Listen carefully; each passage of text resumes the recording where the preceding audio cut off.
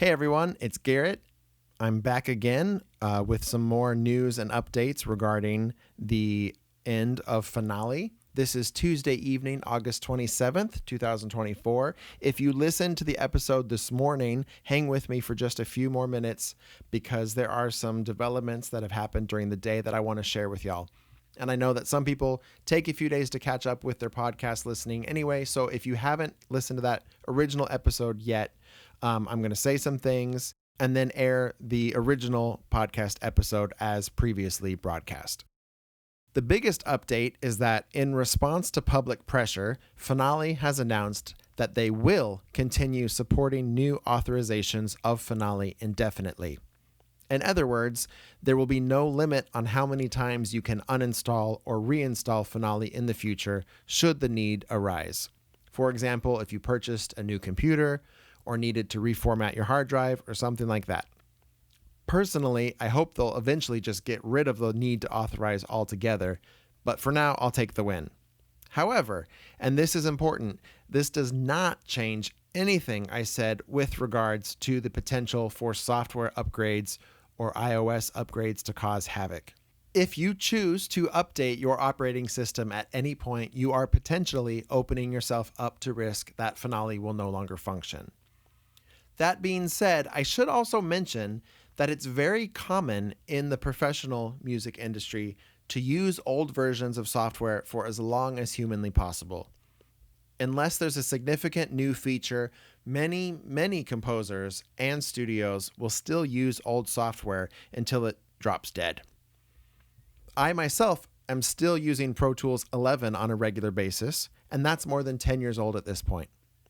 It continues to function despite the fact that I have kept my system up to date. However, I'm willing to take that risk with Pro Tools because I have other options if that goes down. So if keeping your system up to date is important for other reasons and you have two computers, you could always update one, see if Finale works, and then decide to update the other. My point is we just don't know. Finale could work for another decade, or it could fail in October when the new iPhone comes out. The other announcement made by Finale today is that they are working with Dorico to include a copy of Finale version 27 when you purchase the special cross-grade version of Dorico Pro. I don't think that has yet been implemented, but I'm sure at some point, if you've already bought the cross-grade, you'll get a download link or something like that.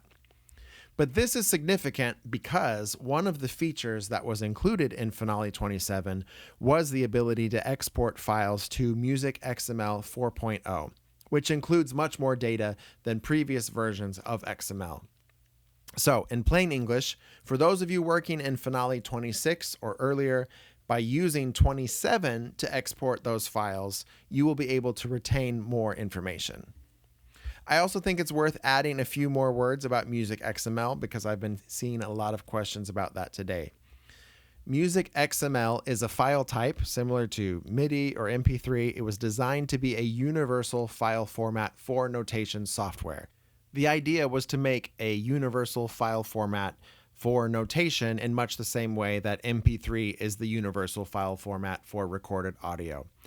It's similar to MIDI, but unlike MIDI, which only carries notes, rhythms, and playback info, Music XML will also transfer things like articulations, slurs, dynamics, text markings, and so on.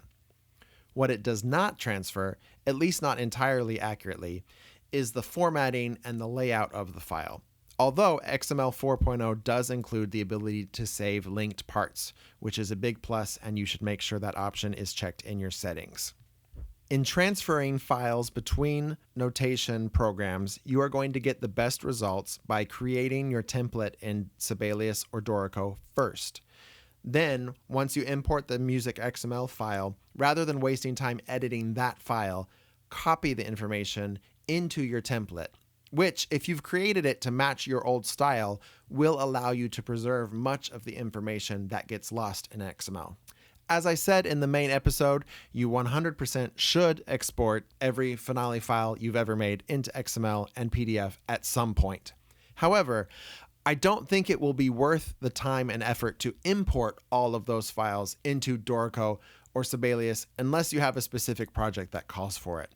Although, Importing some of those files might be a good exercise in learning the software or in helping you design your new templates. One final update to share: it has been confirmed by Michael Good, the creator of the XML format, that files exported in the compressed format will retain more information than those in the uncompressed format. That's another one of those options in the Music XML export settings. I'm sure we'll be hearing a lot more about best practices for XML in the future, and I will do my best to pass those along as I hear them. And that's all I have for today. I know that was kind of a lot, which is why I felt like I needed to record a new segment. But with that, here is the remainder of the episode, which originally aired this morning. And just a reminder, as of right now, everything in that original episode should still be accurate, except for the part about authorizations or installations of Finale after 2025. Thanks for listening, and here's the rest of the show. Hello, everyone. This is Garrett Breeze, and welcome to this most unwelcome emergency podcast edition of Selling Sheet Music regarding yesterday's announcement that Finale notation software and related tools Print Music, Notepad, and Songwriter have officially ended development. I haven't talked a lot about notation software on this show, despite it being essential to sheet music, mostly because it's covered so well in other places. There's the Scoring Notes blog, Jason Lafredo's Conquering Finale blog, as well as numerous Facebook groups and YouTube channels. But it's hard to overstate how big this news is, so I felt like I had to weigh in. Today we're going to take a look at what happened, why it happened, and most importantly, what Finale users need to do to protect their music and make a successful transition to a different program. I'm going to walk through everything in this episode. You'll also be able to find it in written form at sellingsheetmusic.com, and I have a lot of material to share in the episode notes as well. That will include statements from both Finale and Dorico, frequently asked questions from both, a series of videos made by Dorico to help those switching from Finale, as well as the article written by friend of the show, Philip Rothman, from Scoring Notes. All required reading in my mind to get up to speed with what has happened here today.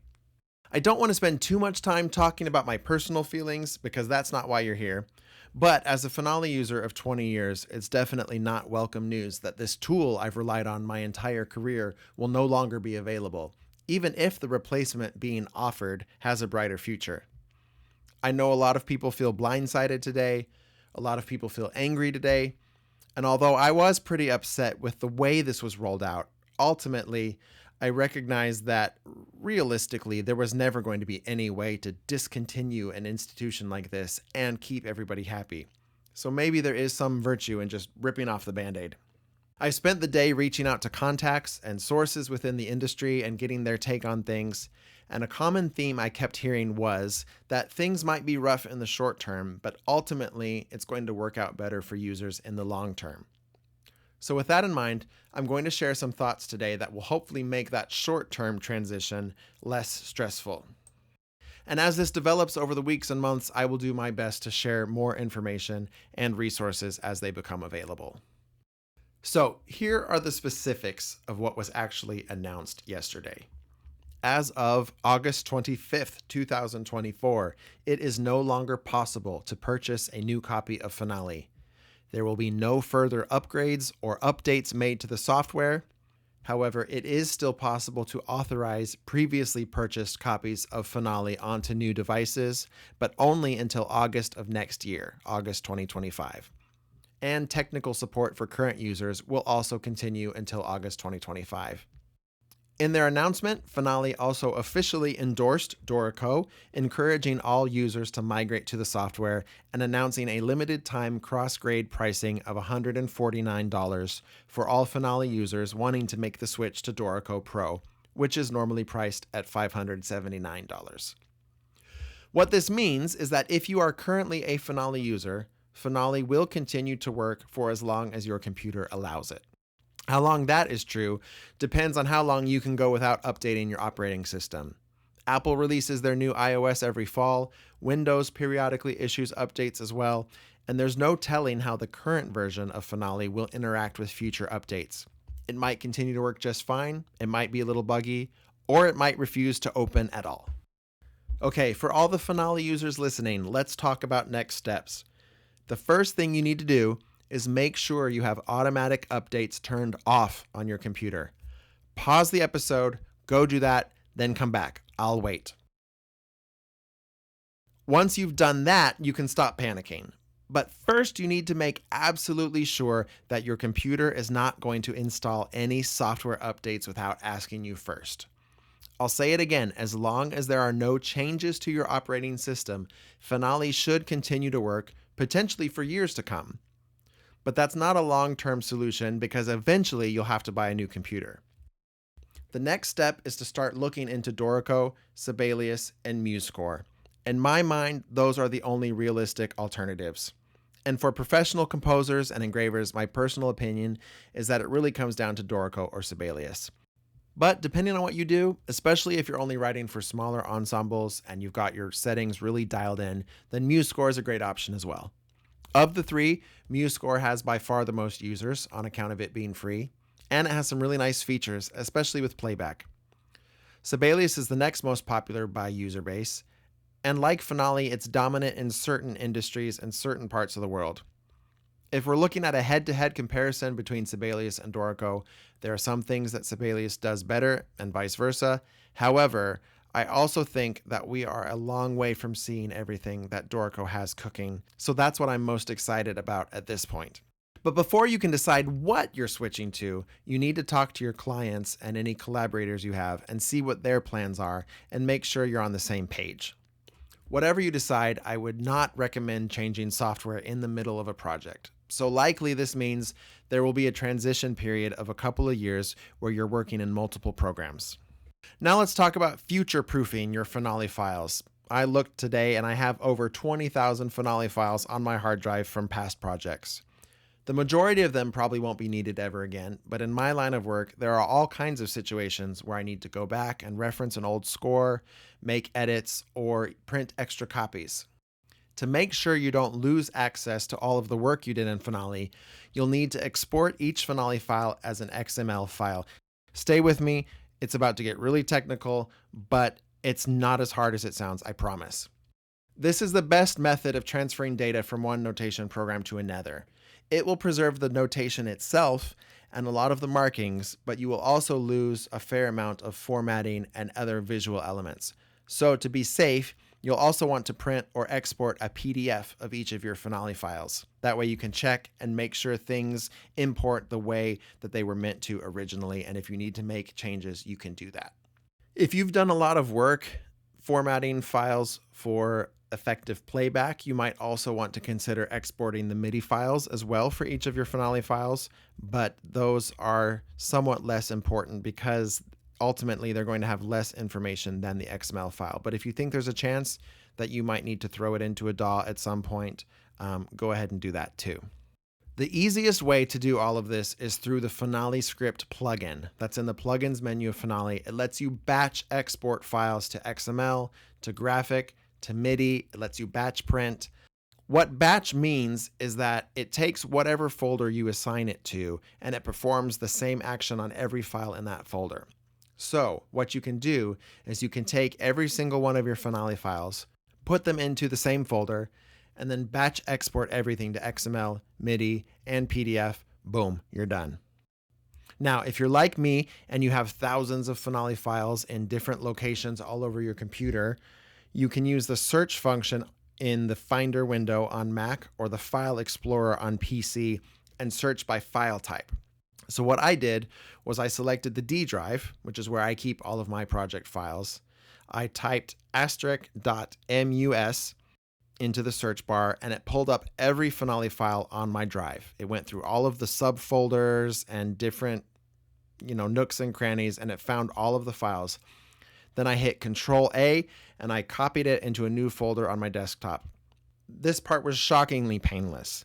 The only quirk is that, at least on Windows, you need that asterisk there so it searches by the file type and not the file title. The batch export function from Finale will take significantly longer, but it's still doable to do within a day. You just need to keep an eye on it because if there's an incorrect file type, it waits for you to respond and tell it what to do. I'm going to make separate posts later in the week on this part. I'm sure others are also going to be posting tutorials about how to do it, but I wanted to make sure you had this information right off the bat because for me, once I figured out that I could do that, my stress level went down tremendously. The most important thing though, before I forget, once you do all of this, you need to save it in multiple locations, at least 2 of them in the real world and at least 1 of them in the cloud. I may also decide to buy a cheap laptop, install Finale, and then never connect it to the internet, and only pull it out if I need to edit an old file. That might be overkill, but for certain quick tasks, it may be worth the effort. Let's end today by talking a little bit about how we got here and what it means for the industry as a whole. And there's a few key points I want to highlight. The first is that Finale as a company made the determination that all versions of Finale would be backwards compatible. That meant that whatever the current version of Finale was, it would be able to open and read files created in previous versions. And since its original code was written in 1988, that eventually became a bigger and bigger drag on the software. As computing changed, more and more work was required just to keep the program functioning. They ended up with millions of lines of code, and it just got harder and harder to add new features and innovations. The second point is kind of an ugly truth that doesn't get talked about very much. But the reality is that most of the tools professional musicians rely on are funded by the dollars of hobbyists. The power users working in Finale every day composing for a living are not where the company's profits come from. There's just not enough of us. So those profits end up coming from students or amateur musicians. And there's always been this kind of underlying tension there, because sometimes the features that matter most to power users didn't make sense financially to implement because they wouldn't be used by enough users. And then you have the rise of web-based applications like MuseScore, which are open source and free and grew so fast that they eventually had more users than Finale, Sibelius, and Dorico combined. And so what you get is what was described to me as this perfect storm, where Finale has a large user base, but it's bleeding cash, the code is hard to update, and the long-term prospects aren't great. And this is where it seems Dorico made a very big move. I'm not privy to any details, but it seems obvious to me that Finale would not have moved so quickly to push its users towards another application without there being some kind of a deal in place. And the Dorico blog is calling this announcement a strategic partnership. So I suspect there's more to it than just Dorico paying for Finale's endorsement. And I'm very curious to see what the next couple of months will bring in that regard. All of this, of course, is happening against the backdrop of MuseScore buying Hal Leonard late last year. And I don't want to read too much into that, but clearly we are in a time where the players in the music industry are not afraid to take really big swings. And more often than not, it's music technology that's at the core of these big moves. So buckle up, folks, because I think this is just the beginning. Before we go, I want to end just by making a personal thank you to the many developers that have worked on Finale over the years, as well as those who donated their time and talents creating plugins and tutorials and Lua scripts and moderating Facebook groups and writing blogs and doing all sorts of things that made life better for the rest of us. This news hits them the hardest of all, but we and our audiences are all better for the work that they have done.